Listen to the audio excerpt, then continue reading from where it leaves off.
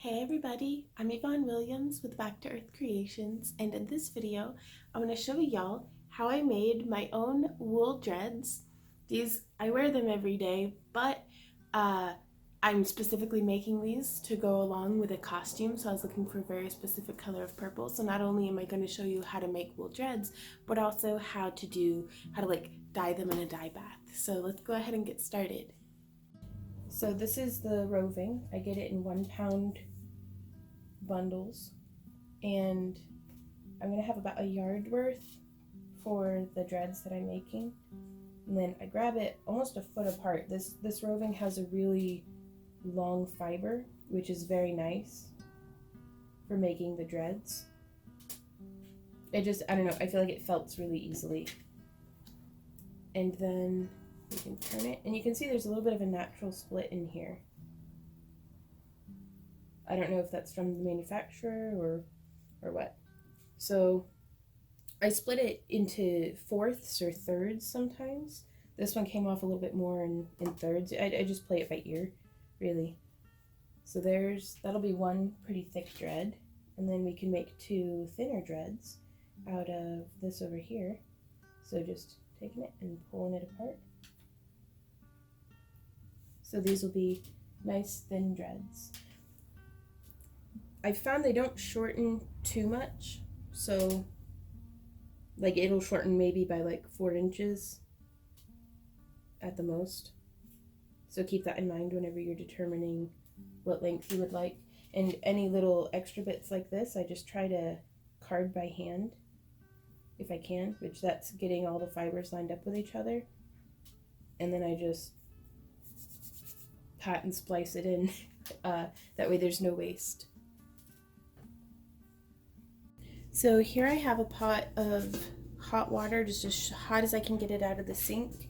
But also it'll cook ramen noodles. Our water heater is set really high. With just some soap, a bar of handmade soap by a friend, sudsed up in it and then dissolved. And I'm just gonna dip this down in there, get it all fully saturated with water, and then I'm going to bunch all that up,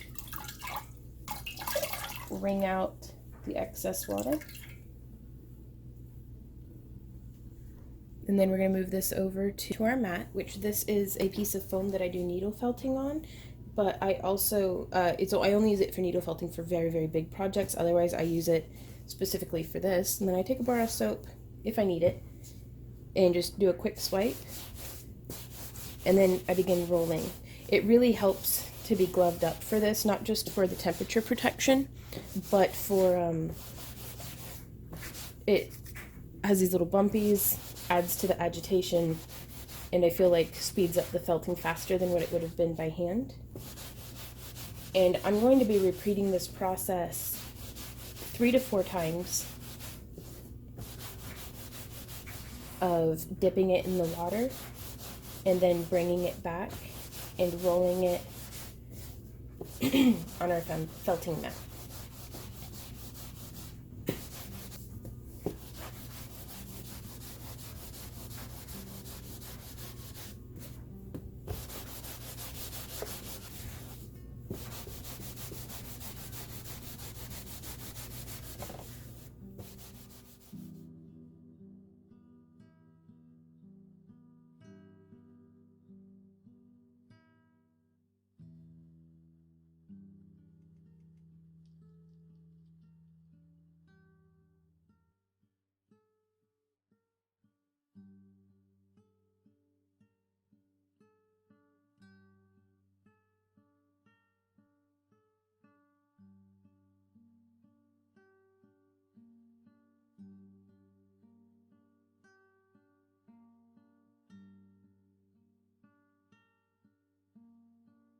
So here you can see, this is how I have them hanging just over the handle of my oven, my dirty old oven.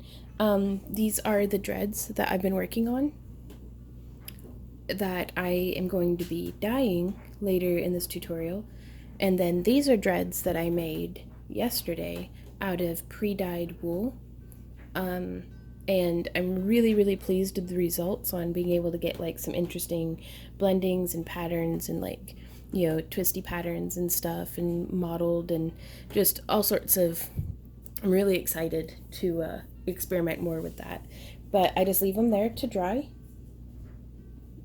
And you can see I have a towel on the floor to catch the drips. But yeah.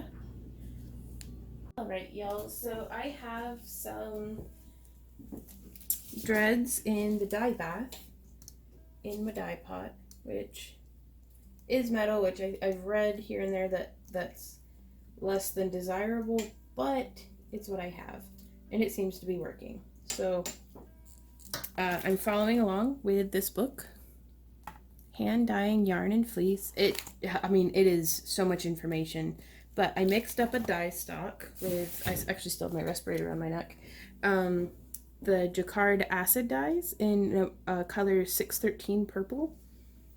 And you can see I mixed it up into like a cup's worth, and so far I've only used maybe a third of a cup.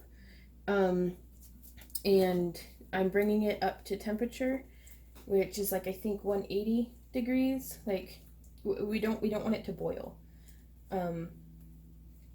Though I don't know what'll happen if that does. This is actually my first time dyeing anything. I've got a touch of vinegar in the water, and I'd actually done a 30-minute soak of 1 to 3, 1 cup of vinegar for every 3 cups of water,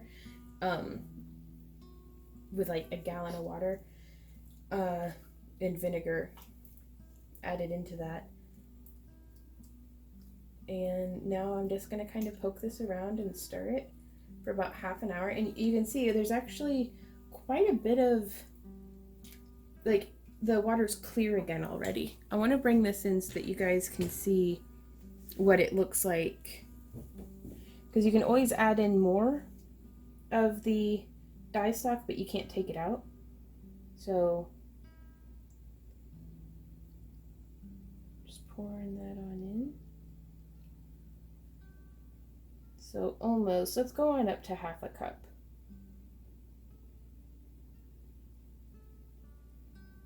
Okay. So you can see, it makes the water pretty opaque. And it's really cool to actually see the fiber take the dye out of the water, because the water goes almost clear again after a little bit. So I'm just going to keep doing this. Yeah, I'm pretty pleased with that purple.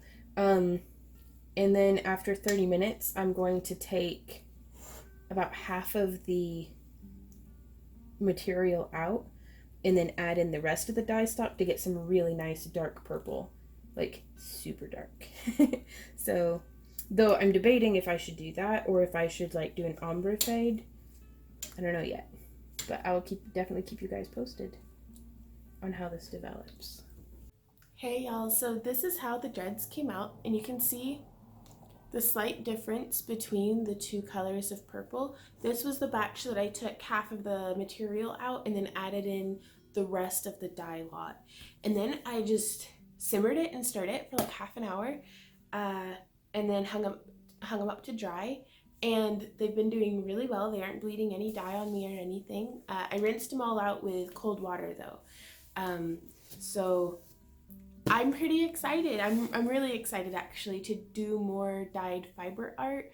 I'm interested in making more of these, not just for dreads, but for like loom weaving. I think that would make some really cool effects.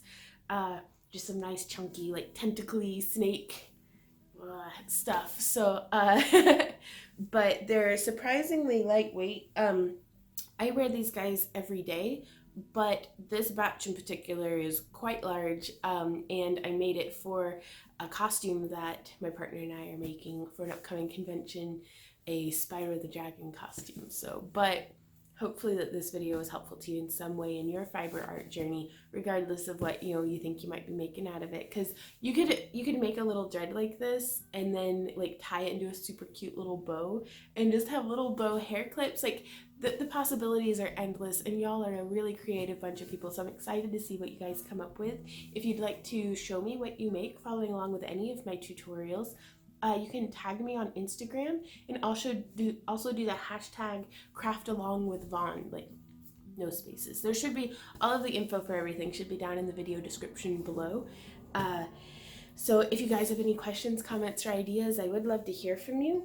And if you enjoy my channel and would like to support the creation of more videos, as well as participate in our behind the scenes content, digital download, craft-along kits, all the different things that we do, please consider joining us over on Patreon. Again, there's links down below to everything, and I really look forward to seeing y'all in my next video. And until then, happy crafting. Bye.